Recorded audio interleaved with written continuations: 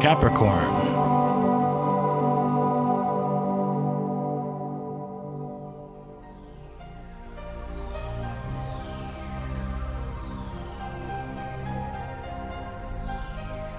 Hello Capricorn, this is your astrological forecast for May 2016.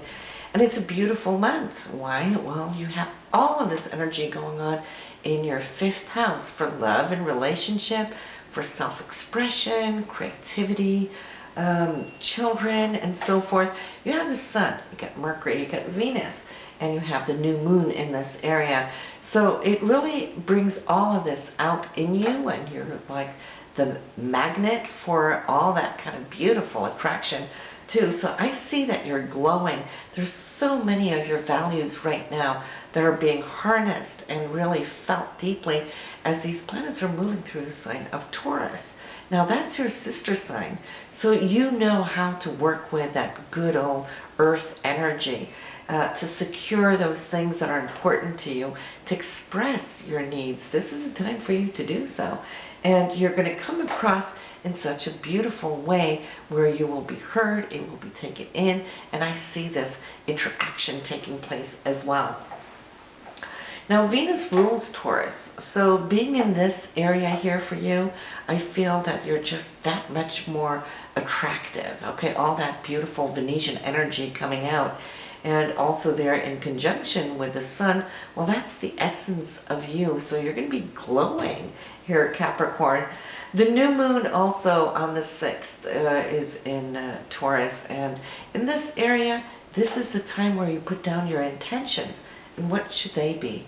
What is a good intention to have in the 5th house? Well, since it has to do with those things that you love, this is the area of self-expression, of joy, of leisure, and so forth, creativity. Well, then you want to put down intentions that I want to make sure that I have a lot of fun every month, not just this month when the new moon is here, but to actually focus on it, plant those seeds so that it will be operative for you for the whole coming year, that you want to make space, room, and time to just be you, where you can hang a little loose and free, right? So we have the full moon also here on the 21st, which is what we call a blue moon. So what is a blue moon? It is, you've heard the expression, every once in a blue moon, right? It means something that doesn't occur too often. And a blue moon is whenever we have a full moon twice in a calendar month. So on the 21st, in the sign of Sagittarius, that full moon will illuminate your 12th house, which has to do with your inner self. It's the spiritual self.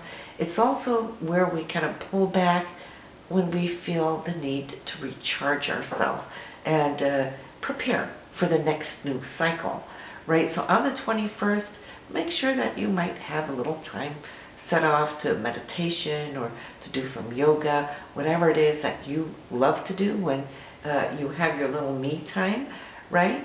But that full moon will also be accompanied with both Saturn and Mars, which is also in this area. You might have felt for a while here, Capricorn, that you've had more of a need to be seclusive, right? To keep some energy to yourself.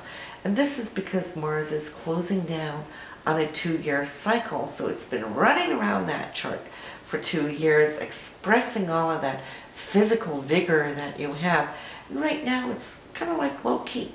And that's okay, because it does need to recharge as it's preparing for a new 2-year cycle. And you're going to get an extended time for this because Mars is going to retrograde. This will then take you back into that 11th house where you were very socially active here. I'd like to say there in March. April, it started slowing down a little bit as it was moving into this 12th house. So you're going to go back to wrap up things, and that's all good. And it's going to stay retrograde there for quite a while until the end of June. So only in July will you see that it's going to start picking up speed, but then it has that whole 12th house to go through. So, like I said, you have ample time to work this through. We have Jupiter. Great news here this month, Capricorn, when Jupiter will be moving direct again on the 9th or 10th, depending on where you live. For us in the States, it will be here on the 9th. So Jupiter for you has been moving through your 9th house for higher education or higher thoughts, your spirituality, your philosophy, your outlook on life in general, but also having to do with long distance travel or people at far. For those of you working on any lawsuits, green cards, visas, and so forth, all of that comes in under the 9th house as well. So you're going to see if there has been any delays there since late January. Well, then you'll start seeing it's going to start picking up speed as it moves forward from this date onwards. So that is wonderful news. Mercury will be retrograde from April 28th to May 22nd. So you will come to see how that may slow down those things that deal with communication or any negotiations, contracts, and so forth. For you, that Mercury will be in the 5th house. So you could come to see maybe here in some interaction with your children. It could also be with your loved one or whatnot. But here we always want to be a little careful to sign anything if we don't absolutely have to. If we have to, well, the show must go on. But that's always going to be your call. So we have this month here now starting off on ideal notes. And that is because the Sun, your essence, and Neptune, which is the higher octave of Venus. So it is, yes, love and romance, but the ideal version of it. It's also what rules your vision. Is doing the dance here on the 1st. Neptune here in your third house, yes, and the Sun.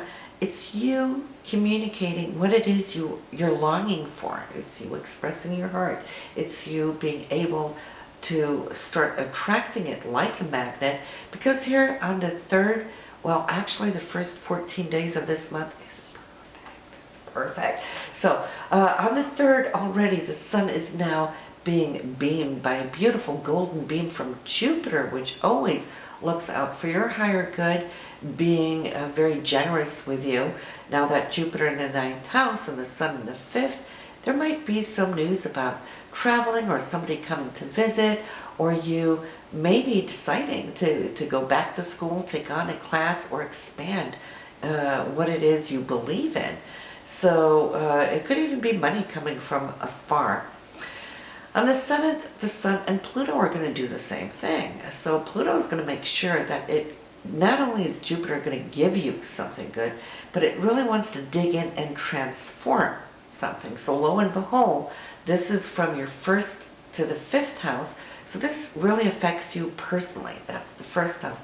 The 5th house here is the Sun. So you can come to see that something very dynamically can happen in such a beautiful way. Great news. Some of this news for some of you could come from afar, all right? Then on the 9th, circle this on your calendar for a very nice romantic evening. This Venus and Neptune, beautifully aligned here for a candlelight dinner for those of you who are in a relationship. But if you're single, don't sit at home. This could be a great time for you, Capricorn, to meet somebody or have somebody cross paths with you or reach out to you.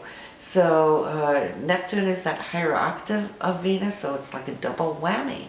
And not only is the 9th beautiful, but the following day, already, there's something coming in here between Venus and now Jupiter.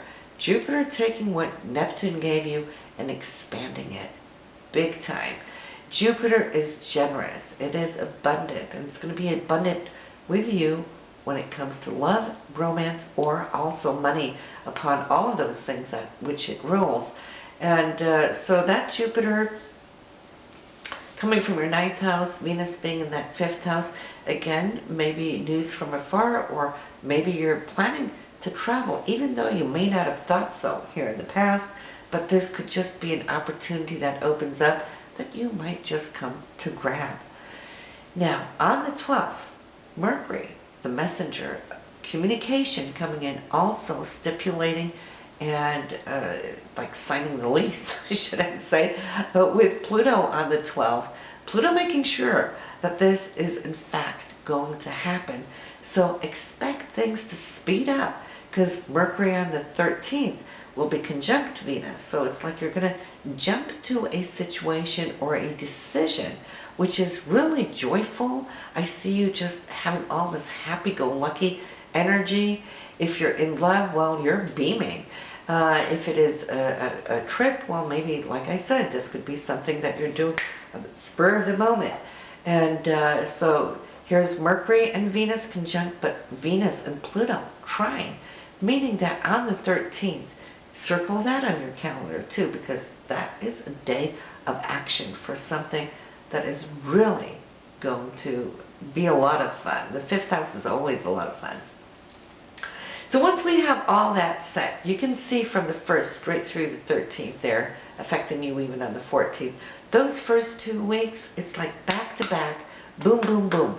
And I'm really happy to see there's nothing there that could actually come to disturb it, even though Jupiter was retrograde there for a little part until the 9th, but it's so close to that direct, I don't think that's going to have any delays or effects upon you.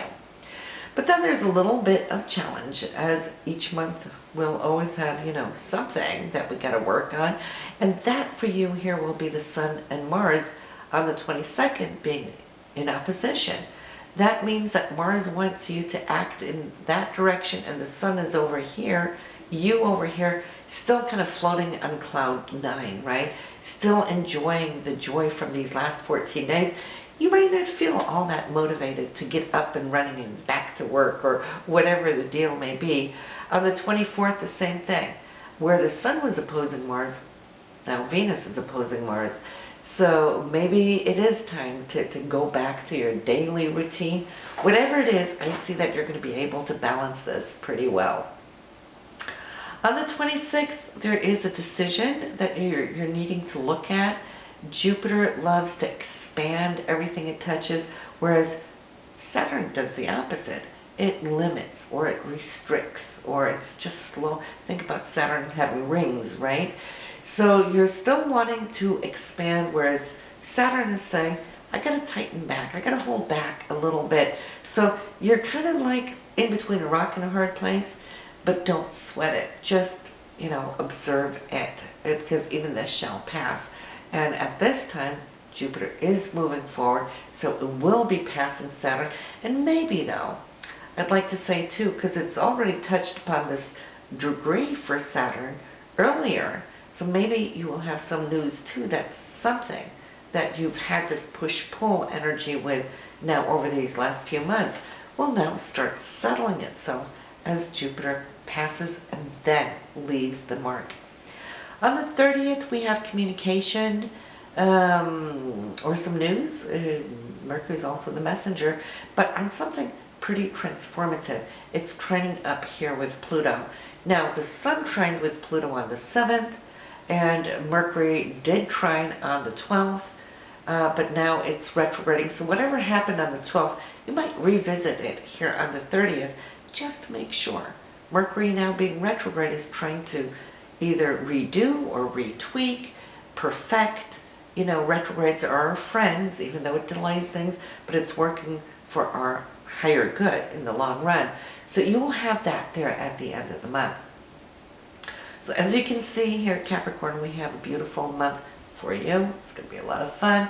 I want you to enjoy it. You know, like we said, every once in a blue moon, we get to experience, right? So have a wonderful month of May. Do listen to your May forecast for the Tarot, just to see what the cards have in store for you. And I'll see you in June.